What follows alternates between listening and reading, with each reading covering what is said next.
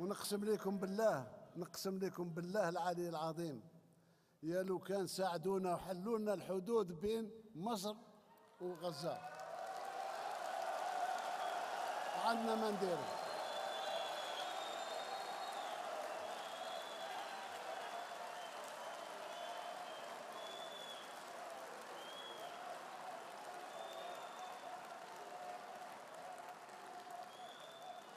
عندنا ما نديرو، وراني تواعدت والجيش راه جاهز، مجرد ما يحلوا لنا الحدود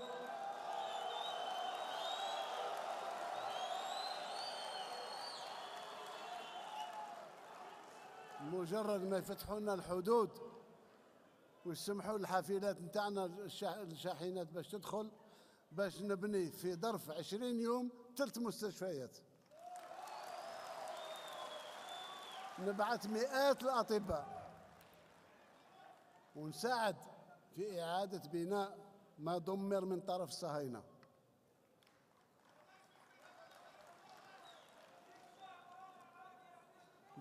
فلسطين أنا قلتها، فلسطين ما هيش قضية الفلسطينيين، هي قضيتنا احنا.